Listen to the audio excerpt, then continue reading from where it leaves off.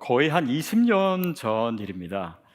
CGN TV 기독교 방송에서 제가 TV 빛과 소금이라고 하는 프로그램을 진행을 한 적이 있어요. 처음 생긴 프로그램이었습니다. 그래서 이렇게 첫 방송을 마치고 이제 그 방송을 보고 있는데 하영조 목사님한테 전화가 왔어요. 그래서 잠깐 보자고.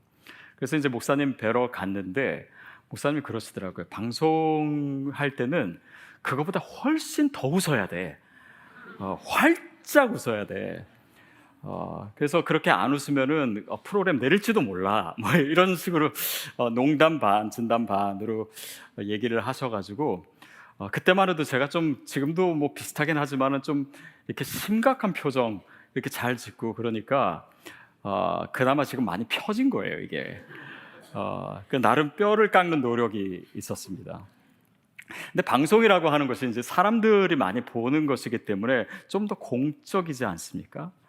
그래서 공적이다라고 하는 것이 주는 부담감도 있고 또 표정 하나하나 또 신경 써야 되는 그것도 쉽지는 않지만 그 공적 책임이라고 하는 무게감이 나를 만들기도 하고 나를 변화시키기도 하는 것 같습니다. 그래서 오늘 본문을 읽으면서 소금 얘기가 나오고 빛 얘기가 나오니까 그때 TV 빛과 소금 이게 생각이 났어요. 영상 보셨듯이 오늘부터 행동하는 기독교라고 하는 제목의 시리즈 설교를 할 계획입니다. 우리가 이제 창립주의를 또 앞두고 있기도 하고요. 하나님께서 우리에게 주신 비전이 뭔지, 또 교회가 어떤 방향으로 가야 되는지, 또 이 시대에 교회에게 정말 필요한 것은 무엇인지, 그리고 나의 삶에 적용할 때 교회인, 세상 속의 교회인 내 삶에 하나님께서 무엇을 얘기하시는지 우리가 다시금 생각해 보는 시간 됐으면 좋겠습니다. 오늘 본문 말씀 우리 13절 우리 같이 다시 한번 읽도록 하겠습니다. 시작. 세상의 소금이니 만일 그 맛을 잃으면 무엇으로 짜게 하리요? 후에는 아무 쓸데없어 다만 밖에 버려져 사람에게 밟힐 뿐이니라. 소금 얘기가 나오고요. 또 빛의 얘기도 그 다음 줄에 나옵니다. 소금이라고 하는 것은 물론 그 자체적으로도 의미가 있겠으나 어떤 음식 재료에 들어가서 그 음식을 맛을 내게 한다든지 아니면 부패를 방지한다든지, 그러니까 자신을 넘어서서 다른 대상, 좀 더 확대된 어떤 실체를 위해서 존재하는 것을 우리가 생각해 볼 수 있습니다. 빛도 마찬가지죠. 단지 빛 자체보다도 어떤 사람을 비추든지 어떤 사물을 비추든지 그 빛의 존재 목적이 있지 않습니까? 근데 예수님께서 어떤 얘기를 하시냐면 소금이 짠맛을 잃어버리면, 그러니까 소금에 있어서 그 본질은 짠맛이잖아. 이게 없으면 안 되는 거잖아요. 그렇듯 어떤 대상을 위해서 더 큰 범주의 그런 존재의 목적을 위해서 짠맛, 즉 본질을 잃어버리면 안 된다. 그 본질이 뭐냐? 빛과 소금의 예에서 볼 수 있듯이 우리의 삶이 단지 개인적으로만, 소금처럼 빛처럼 개인적으로만 존재하는 것이 아니라 뭔가 더 큰 하나님의 목적 가운데 있다. 그것이 바로 우리의 삶에, 또 우리의 신앙에 공적인 목적이 있다, 그 의미가 있다라고 하는 것을 얘기하는 것입니다. 그러면서 우리가 눈여겨볼 표현은 뭐냐면요, 그 짠맛을 잃으면 소금이 밖에 버려져 사람들에게 밟힌다. 아무 쓸데가 없게 된다. 사람이 밟는다. 저는 이 구절을 묵상하는 가운데 그렇다면 그 짠맛이 우리에게 있어서는 뭘까를 생각하게 했습니다. 그것은 당연히 우리가 믿고 있는 이 복음의 진정성을 얘기하는 것이겠죠. 그리고 나아가서 이 짠맛이란 소금과 빛의 의미에서 보듯이 우리의 삶에, 우리의 신앙에 있어서의 공적 의미입니다. 나를 통해서 하나님께서 무엇을 목표로 하시는가, 또 나 자신에게도 관심이 있으시지만 내 삶과 신앙을 통해서 다른 사람에게 맛을 주고 또 빛을 비추게 하는 그 목적은 무엇인가, 복음의 공공성을 생각하게 해요. 자, 그런데 발에 밟힌다라고 하는 의미는 사실 이것을 그냥 읽기에는 요즘 이 시대의 교회의 상황이 너무 이와 같은 상황이 아닐까 생각하면서 가슴이 아픕니다. 최근에 한국 교회에서 나온 통계를 봤는데요. 기독교에 대한 사회의 신뢰도가 팬데믹 시작 전에는 32%, 그것도 높은 것이 전혀 아니죠. 그리고 팬데믹 중간에 막 여러 일들 생기고 뭐 현장 예배 강행하면서 또 이단도 나오고 그러면서 작년 통계를 보니까는 21%로 확연하게 낮아진 거예요. 그러면 팬데믹이 어느 정도 지금 정리된 금년의 상황은 어떤가를 봤더니 높아지기는커녕 더 낮아졌습니다. 18%. 그래서 이 숫자 자체가 되게 마음을 우울하게 하더라고요. 근데 그거보다 더 가슴 아픈 건 뭐냐면 그 18% 교회를 신뢰한다라고 얘기한 사람들 중에 크리스찬들이 당연히 있었을 거 아니에요. 일반 사람들을 대상으로 했으니까. 그래서 크리스찬들을 빼고 믿지 않는 사람들만으로 통계를 다시 했더니 기독교에 대한 신뢰도가 8%였습니다. 미국은 상황이 다른가요? 물론 조금은 다를 수 있겠죠. 그러나 요즘 어떻습니까? 우리 아이들이 뭐 학교든 뭐 대학이든 크리스천이라고 커밍아웃 하는 것이 내가 동성애자로 커밍하는 것보다 훨씬 더 어렵다고. 그게 이 시대의 문화입니다. 그게 세상 사람들이 요즘 교회에 대해서 생각하는 것이고 그 느낌이에요. 왜 그럴까요? 왜 교회가 신뢰를 잃었을까요? 신뢰만 잃을 뿐만 아니라 오히려 교회가, 기독교가 사회의 지탄을 받고 그래서 이 시대에 믿는 사람들 뿐만 아니라 우리의 자녀들이 신앙생활하기에 너무나 어려운 시대가 된 것입니다. 아니, 우리가 배운 신앙, 우리가 받았던 교회는요, 정말 부흥하고 뜨겁고 정말 열정으로 넘쳤던 그 교회를 우리가 경험했습니다. 그러나 우리 자녀들에게 물려줘야 되는 교회는 지금 너무나 어려운 상황이에요. 이 상황 속에서 하나님께서 또 오늘 예수님의 말씀을 통해서 우리에게 주시는 음성은 무엇일까요? 자, 공적이다라고 하는 것이 무슨 의미입니까? 이것은 뭐 그 반대로 생각해 보자면 크리스찬 신앙이 지극히 내면화되어 있고 그리고 그냥 개인적이고 자기 중심적이고 이런 것을 공적인 신앙과 반대 개념으로 우리가 이해하고 있습니다. 말하자면은 신앙을 이원론적으로 생각해서 어떤 내면화된 또 어떤 밖이나 아니면 사회나 이런 쪽을 제외하고 그런 내면과 개인화된 그 부분만을 얘기하는 것을 공적 신앙의 반대 개념으로 이해할 수 있지요. 무슨 의미이냐면 공적 신앙을 잃어버렸을 때 우리의 개인의 신앙이 어떻게 되냐면 그냥 구원도 내가 구원받으면 되는 것이에요. 내가 천국 간다. 그러니까 오케이, 끝. 이게 전부예요. 내 신앙의 전부예요. 그리고 더 있다면은 내가 신앙생활 잘하고 예배 열심히 하고 기도해서 내가 세상적인 성공을 이루는 것이 마치 신앙생활의 내용인 것처럼 그것이 바로 공적 신앙을 잃어버렸을 때 크리스천들의 모습이 될 수 있습니다. 더 나아가서 이런 믿음과 이런 영성이 교회 안에서는 어떻게 표현이 되냐면요, 하나님 나라에 대한 개념을 잃어버려요. 뭡니까? 하나님께서 이 땅에 교회를 두신 이유가 이 시대와 이 세상 가운데 하나님의 다스림, 하나님의 통치를 확장시키시고 그 영원한 나라를 이 땅에서 우리가 부분적으로나마 경험하게 되는 그 하나님 나라의 개념이 없어지고, 그러나 교회에서는 하나님 나라 얘기를 계속 합니다. 근데 그 의미는 뭐냐면 우리 교회가 수적으로 많아지는 것, 우리 교회가 세속적인 어떤 그런 성공의 모습을 갖추는 것, 그것이 부흥이고 그것이 하나님 나라다라고 생각하게 만드는 것이 이 시대의 잘못된 교회의 가르침입니다. 그러니까 크리스천이 또 교회가 사회에 대해서 무관심한 거예요. 지역사회를 섬긴다? 이 사회적 이슈에 대해서 우리가 고민한다. 하나님 나라를 위해서 교회가 어떻게 이 시대에 뭔가 정말 몸부림치고 고민하고 실천을 할까? 어떻게 말씀을 살아낼까? 성교적 삶을 살까? 이런 고민보다는 그냥 교회가 몸집을 불리는 이것이 하나님 나라가 확장되는 것이고 이게 부흥이다. 정말 그렇습니까? 그렇다면 오늘 말씀의 의미는 무엇입니까?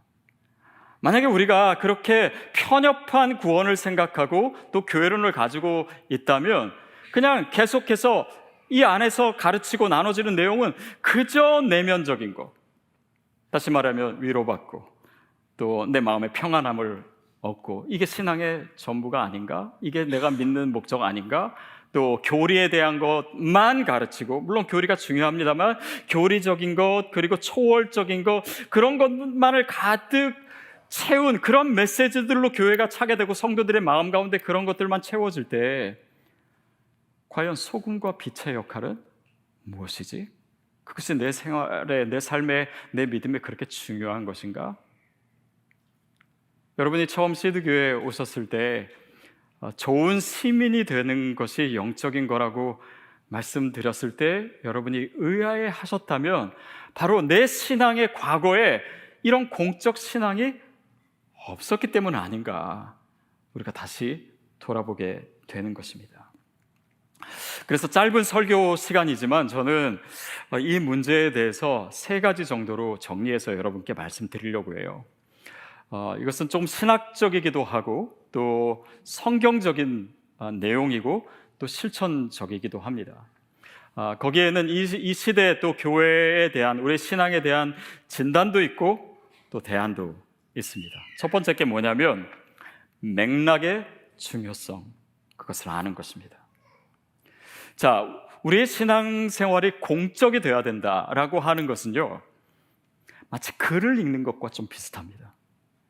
여러분, 우리가 글을 읽을 때 그것을 잘 이해하기 위해서는요, 그 문맥을 알아야 됩니다.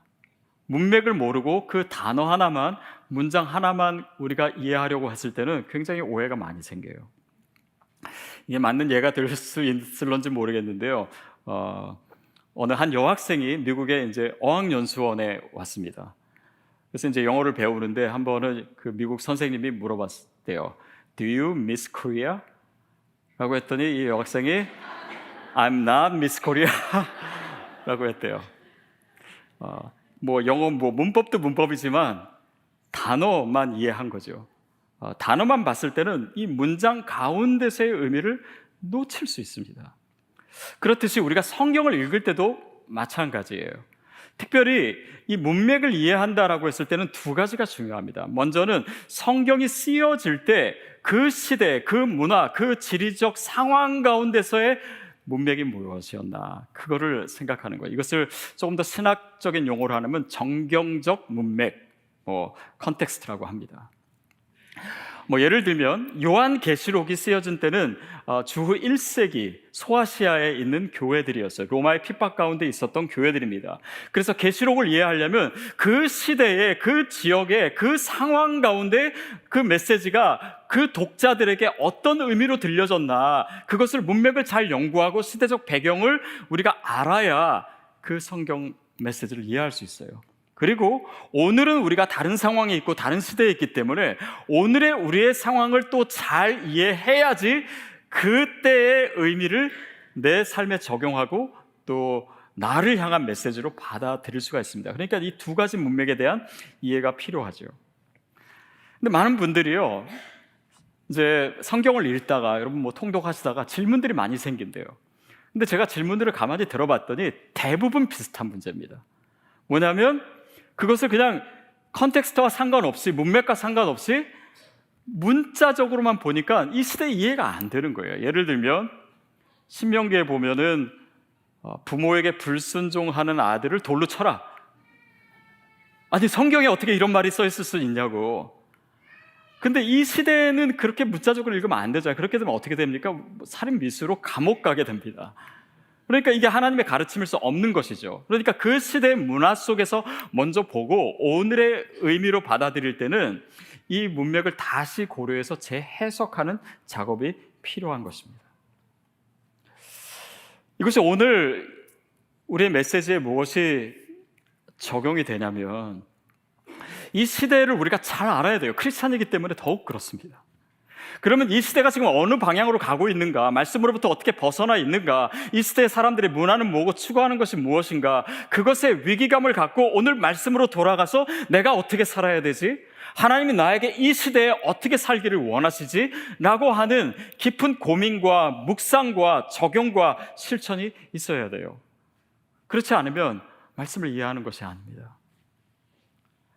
이 시대가요, 점점 더 개인화돼 가고 자기 중심적이 되어갑니다. 그러나 사람들은 그것을 너무 당연하게만 생각해요. 하나님의 말씀으로부터 우리가 얼마나 멀어진지를 깨닫지 못합니다. 그러니까 그 시대에 대한, 또 우리 시대에 대한 이 말씀의 대안과 또 우리가 어떻게 살아야 될지에 대한 그런 씨름과 고민이 없이 그냥 이 시대를 받아들이는 거예요. 이 시대의 문맥을 읽지 않는 것입니다. 그리고 하나님께서 오늘 나에게, 우리에게 말씀하시는 그 음성에 귀 기울이지 않는 거예요. 그냥 말씀을 그냥 문서로만 읽는 것이에요. 그래서 문맥을 잃어버릴 때 신앙은 계속해서 사회로부터 멀어지게 됩니다.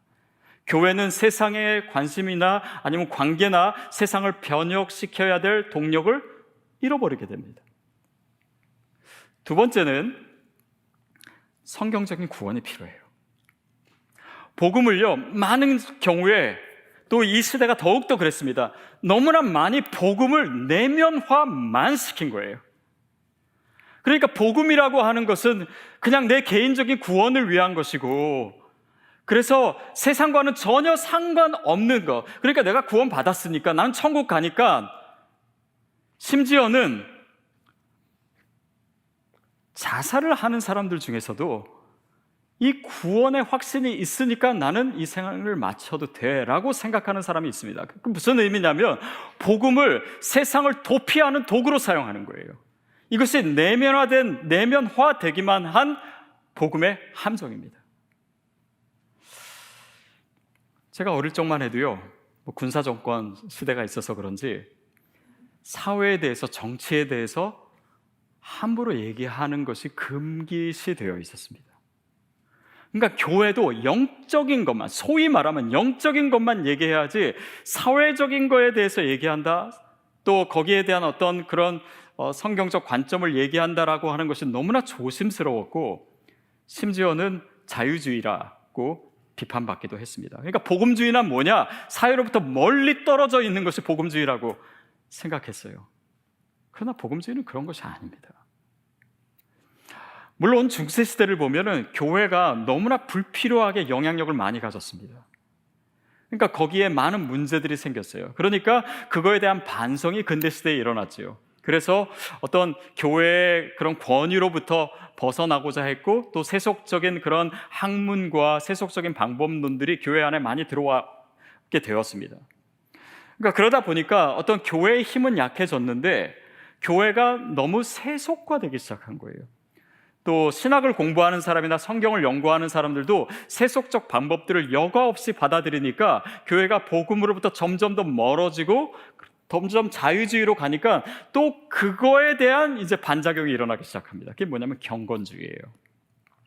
경건주의는 뭐냐? 그런 거 다 필요 없다, 중요하지 않다, 오직 하나님과 나와의 관계 속에서 내 믿음 잘 유지하는 것이 중요하다. 물론 그것이 전부는 아닙니다만은 점점 더 사회에 대한 관심을 놓치게 된 거예요. 그러니까 세상 속에서 교회의 역할, 교회의 소명, 빛과 소명의 사명, 이런 것도 다 잃어버리고, 그래서 오늘 또 제가 여러분과 나누고자 하는 것도 그 시대에 대한 반성의 의미에서 우리가 함께 그 메시지를 듣는 것입니다. 여러분, 그래서 여러분 기억하셔야 됩니다. 우리가 복음을 믿는다라고 하는 것은 예수 그리스도의 십자가 부활을 믿는 것입니다. 그러나 요즘 많은 신학자들이 또한 얘기하는 거는요, 데이비드 보시가 이제 대표적인 사람인데, 기독교의 복음을, 이 말은 오해하지 마십시오, 기독교의 복음을 예수님의 십자가와 부활로만 축소시켜서도 안 된다. 이 말이 무슨 말이냐면, 당연하죠. 그러니까 십자가가 중요하고 부활이 복음의 핵심 아닙니까? 우리가 그것을 믿고 또 구원의 확신을 얻습니다. 그러나 예수님의 삶은, 단지 그런 교리적인 예수님뿐만 아니라 예수님이 실제로 우리에게 오셔서 성육신화된 몸으로 가난한 사람들을 만나시고 소외된 사람들을 품으시고 죄인과 함께 하시고 이 세상에 그 당시에 어떤 사회적 문제들에게 어떻게 그것을 다루시고 대립하시고 이 모든 것들이 사실은 공적인 의미인데 우리는 단지 예수 믿고 구원받는다, 거기에만 멈춰져 있지는 않은가 생각하는 것입니다. 물론 사도 바울도요 이런 말을 합니다. 내가 예수 그리스도와 그의 십자가에 못 박히시고 외에는 다른 어떤 것도 알지 않기로 작정하였노라. 맞습니다. 그 십자가가 중심이지요. 그러나 그것은 예수 그리스도의 구속을 강조하려고 하는 그야말로 문맥 속에서 주어진 것이지, 그러면 예수님의 부활도 중요하지 않다, 예수님의 삶을 중요하게 생각하지 않는다라고 하는 의미가 아닌 것과 마찬가지입니다. 그래서 여러분 기억하십시오. 구원은요 시작이지 끝이 아닙니다. 하나님께서 우리를 죄와 어두움에서, 그 절망에서 건져 주셨습니다. 그게 끝이 아닙니다. 이제는 이 시대 가운데 하나님의 그 아름다운 덕을 전파하며 그 하나님을 드러내며 하나님의 나라를 위해서 살아갈 것이 우리의 구원의 의미 가운데 이미 다 포함되었다고 저는 믿습니다. 여러분은 어떻습니까? 그리고 그것이 성경적인 가르침이 아닌가요? 그러니까 세상 속에서 하나님을 나타내고 너의 구원을, 두려움과 떨림으로 너의 구원을 날마다 이루라. 삶의 모든 영역에서, 단지 교회에 있을 때만 아니라, 우리가 성경을 읽을 때뿐만 아니라, 기도할 때뿐만 아니라, 예배를 넘어서서 우리의 모든 삶에서 저와 여러분이 예수 그리스도의 제자가 되어야 됨을 믿습니다. 그게 구원이에요. 그게 성경적입니다. 세 번째는 공적 영역으로서의 개인의 삶입니다. 우리가 보통 공적 신앙, 기독교의 공공성을 얘기할 때 맞습니다. 우리가 세상의 법을 지켜야 되고, 또 사회적 이슈에 대해서 관심을 가져야 되고, 또 어떤 경제나 정치 문제에 대한 어떤 성경적 답을 찾아야 되고, 또 세상의 정의를 위해서 교회가 힘써야 되고, 지역사회를 섬겨야 되고, 맞습니다. 근데 이렇게만 우리의 공적 신앙을 얘기한다면 자칫 이렇게 생각할 수 있습니다. 그렇다면은 나랑은 별로 상관이 없는데, 그런 건 좀 정치인이나 유명한 사람들이나 힘 있는 사람들이나 인플루언서나 뭐 이런 사람들이 주로 하는 것 아닐까? 그러면 기독교의 어떤 그런 공공성을 위해서는 뭐 기독교 정당을 만들다든지 아니면 무슨 캠페인을 한다든지 그런 것이 공적 신앙 아닐까라고 생각할 수 있습니다. 여러분, 그러나 그렇지 않습니다. 저와 여러분이 아무리 소박하게 살고 우리가 유명한 사람 아니고 또 내가 할 수 있는 일이 그렇게 많지 않다고 해도요, 우리의 삶에는요 내가 생각하는 것보다 훨씬 더 많은 공적인 의미가 있습니다. 그리고 나 자신의 삶이 참 중요해요.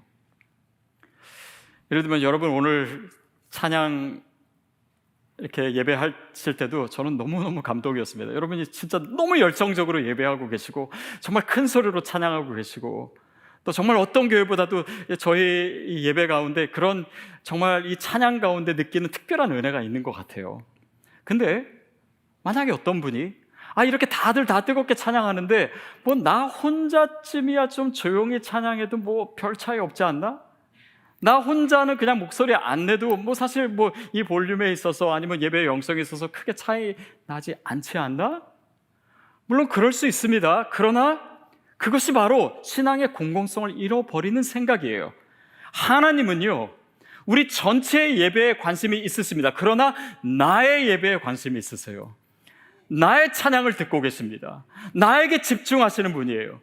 단지 예배뿐만이 아닙니다. 예를 들면 우리가 환경에 대해서 얘기할 때도, 아니 분리수거 지금 환경이 이렇게 심각한데 나 혼자 안 한다고 해서 뭐 환경이 크게 바뀌나? 뭐 기후변화가 문제가 해결되나? 그러니까 나는 뭐 안 해도 그냥 괜찮지 뭐 티도 안 나는데, 이런 생각이야말로 신앙의 공공성을 가장 위협하는 것이에요. 나 혼자 물 아껴 쓴다고 뭐가 그렇게 물 부족 문제가 해결되나? 아니요. 그러니까 그런 생각들이 우리 가운데 들어올 때 신앙의 공공성을 늦추고, 신앙의 공공성이 오늘 본문에서 예수님 말씀하시듯이 그 짠맛을 잃어버리는 것이고 그것이 복음에 있어서 본질이다 라고 하는 것을 주님이 얘기하시는 하시는 것입니다. 여러분, 그렇지만 기독교의 공공성을 얘기할 때요, 우리가 오해하지 말아야 될 것이 있습니다. 그것은 뭐냐면 아까 내면적이고 개인적이고 자기중심적이고 어떤 영적인 차원, 그런 것들을 제외한 외적이고 사회적이고 어떤 하나님 나라의 개념, 그래서 어떤 그런 사회적 이슈, 이런 것만이 공적인 영역이다, 공적 신앙이다 라고 생각해서는 안 됩니다. 그것을 가르는, 그것을 이원론적으로 생각하는 것 자체가 오류예요.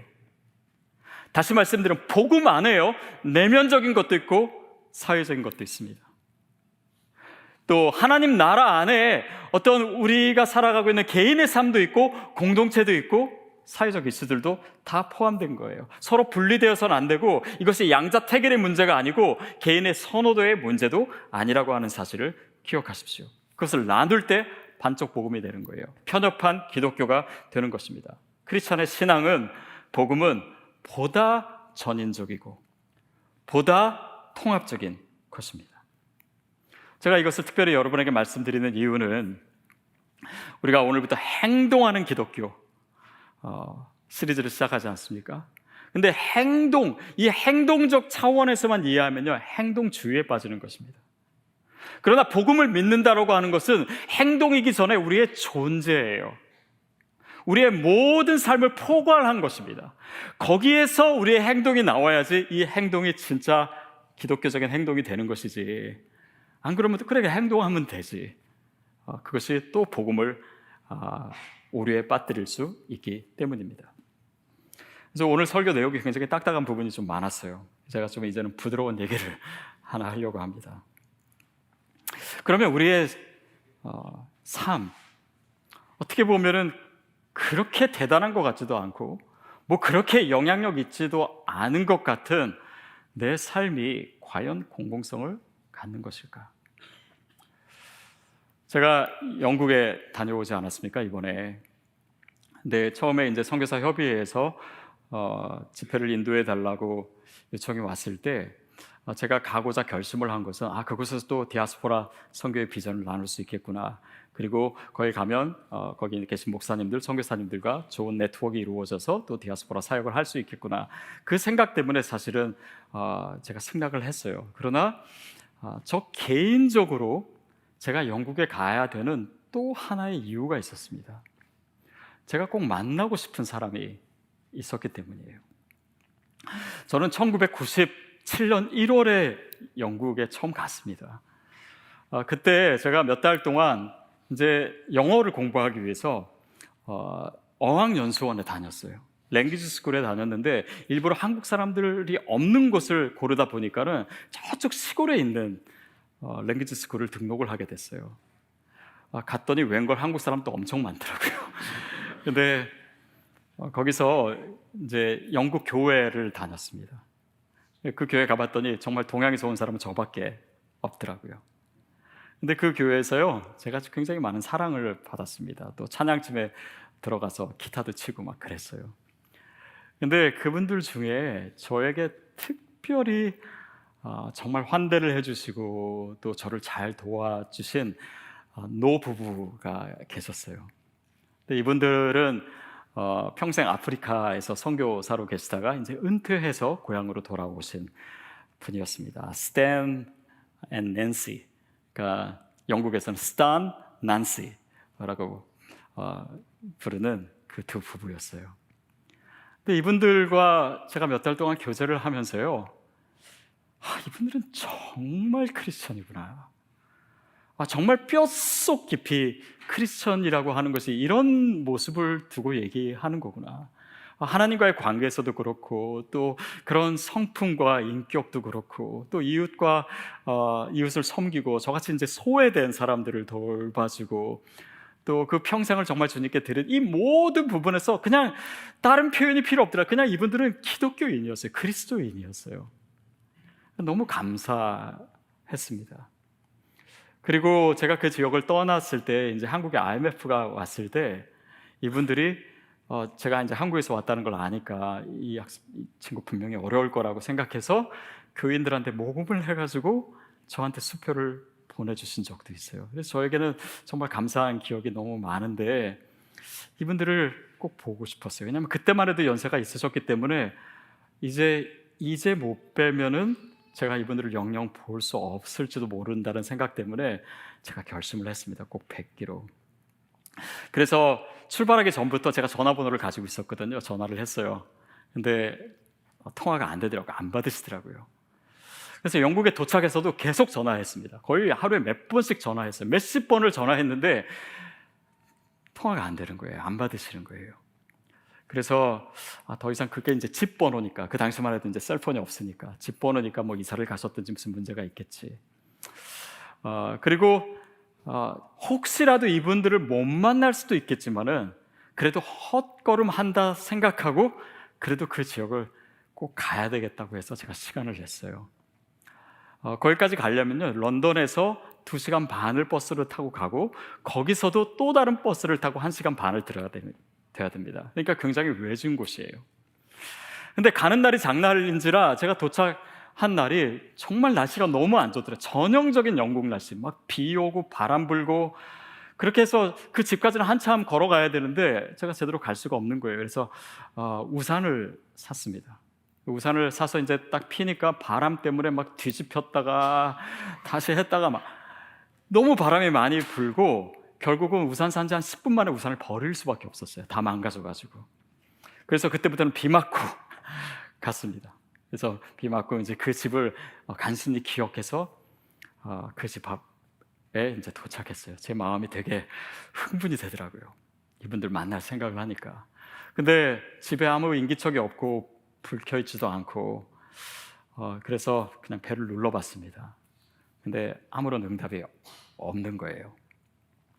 그래서 안 계시구나. 근데 집 밖에 보니까 아이들 자전거가 있더라고요.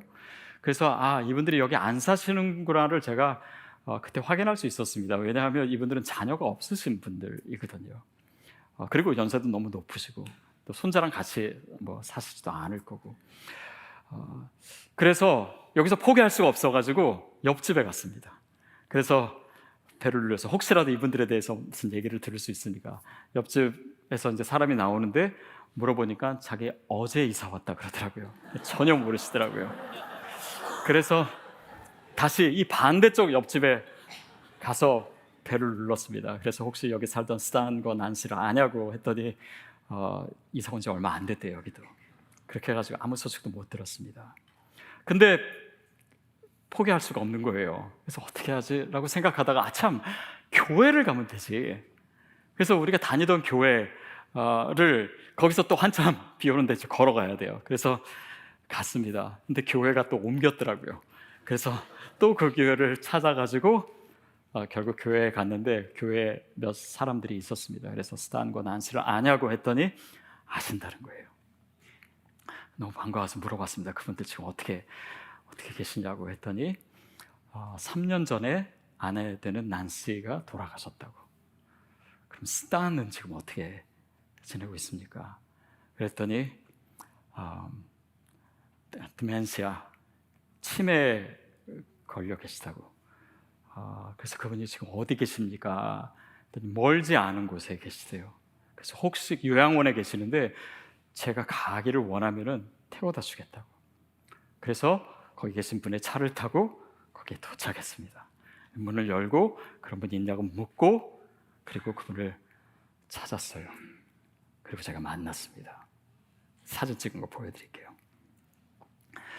여러분 표정이 잘 보이실지 모르지만 표정이 좀 굳어 계세요. 저를 만나서 좀 짜증이 나셔서 그런 것이 아니라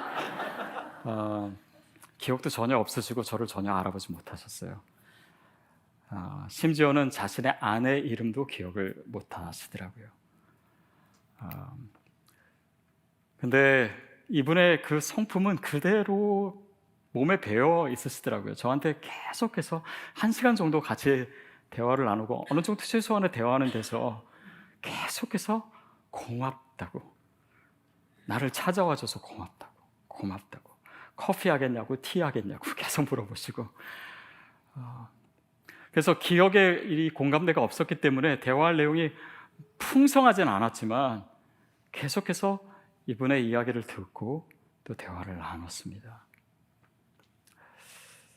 그리고 제가 사진을 찍자고 해서 이 사진을 찍었어요.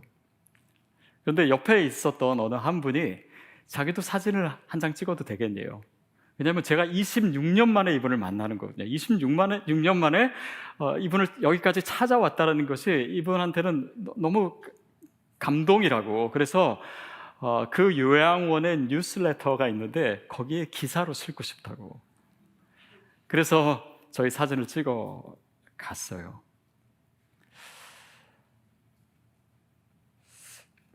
이렇게 이분을 만나고 이렇게 대화를 하고 있는데 옆에 이제 테이블에 사람들이 있었잖아요. 우리 얘기를 다 듣고, 그리고 이렇게 저에게 있어서는 너무나 감동적인 만남이니까. 근데 이분들도 그거를 되게 많이 공감해 주시고 그렇게 했습니다. 자, 이분들을 한번 생각해 보세요. 영국에 진짜 영국 사람들도 모르는 시골 마을에 사는 분입니다. 그리고 그냥 작은 시골 마을이고, 이분들은요 아무에게도 알려지지 않은 분들이에요. 그냥 이분들이 뭐 선교 사역하고 이런 것조차 기억하는 분도 없고, 또 제가 인터넷을 찾아봤더니요, 그 아내 되시는 난시의 장례식 공지 외에는 이분들에 대한 정보가 아무것도 없더라고요. 아무 인생의 흔적도 남기지 않으셨어요. 그리고 그들의 과거마저 이제는 스타는 기억하지도 못합니다. 자신의 선행도, 심지어 아내 이름도, 자신이 선교사였던 사실도 아무것도 기억하지 못해요. 그런데 우리의 이야기를 들은 그 옆에 테이블에 있는 사람들은 이 이야기를 알게 되었습니다. 그리고 아마도 뉴스레터지에 이 기사가 실리면은 요양원 사람들이 또 이 이야기를 알게 될 거예요. 또 이 사람이 어떤 사람인지. 그리고 지금 이 시간에 제가 대륙을 넘어서서 지금 여기에서, 미국에서 여러분과 이분 이야기를 나누고 있습니다. 어쩌면 이 설교를 유튜브로, 방송으로, 또 라디오로 듣게 되는 분들도 있을 것이고, 혹시라도 이 이야기에 영감을 받아서 나도 내가 크리스찬으로 삶을 살면서 내 주변에 있는 작은 자들, 나의 관심이 필요한 사람들, 그들을 떠올리게 되고, 또 우리의 삶에 어떤 그런 공적인 신앙의 행위가 있을 수 있다면 이분의 믿음과 삶은 훨씬 더 큰 공적인 의미를 갖게 되는 것입니다. 여러분, 이 두 분이 이렇게 선대해주고 잘해준 사람이 이분 인생에 저 혼자일까요? 아니요, 수도 없이 많을 겁니다. 그리고 인생의 80년이 훨씬 넘는 기간 가운데 어떤 일들과 어떤 아름다운 모습들이 있었을런지 저는 상상조차 할 수가 없습니다. 이 모든 것이 공적인 의미를 갖는 것이고, 정말 알려지지 않은 지극히 작은 자의 삶 같지만 우리가 생각하는 것보다 내 삶은 하나님 나라에 훨씬 더 큰 의미가 있고 영향력이 있고 감동이 있고 진동이 있는 것입니다. 그것이 우리의 삶이에요. 그래서 더 소중한 것입니다. 오늘 14절 말씀에 뭐라고 얘기하고 있습니까? 너희는 세상의 빛이라 산 위에 있는 동네가 숨겨지지 못할 것이요. 우리의 삶은요, 내가 생각하는 것보다 훨씬 더 공적인 것입니다. 숨기지 못해요. 우리가 그런 진정성 있는 진실된 크리스찬의 삶을 살고 있는 한 내 삶이 작다고요? 내 삶이 보잘것없다고요? 인터넷에서 내 이름 안 나온다고요? 아니요. 훨씬 더 깊은, 훨씬 더 많은 의미가 있습니다. 교회 문턱을 넘어서서 이 지역사회로, 또 지역사회를 넘어서서 이 대륙을 넘어서는 하나님의 이야기를 우리는 다 헤아릴 수 없습니다. 저와 여러분의 인생의 의미가, 이 공적인 신앙이 던져주는 그 의미가 우리가 생각하는 것보다 훨씬 더 크다는 사실입니다. 사랑하는 여러분, 우리가 기억을 하던 기억을 못하던, 우리가 의식을 하던 의식하지 못하던, 내가 알던 내가 모르던 내 삶에는요 공적인 의미가 가득합니다. 그래서 내가 생각하는 것보다 훨씬 더 소중해요. 훨씬 더 영향력이 있어요. 내가 소금이에요. 내가 빛이에요. 내가 누구의 인생을 진정한 맛을 내게 할지, 내 인생을 통해서 어느 누군가를 비춰줄지, 어떤 어두운 곳을 환하게 해줄지, 오늘 저의 이 부족한 설교를 통해서도 어떤 하나님의 일들이 일어날지 저는 헤아릴 수가 없습니다. 그래서 어떻게 해야 됩니까?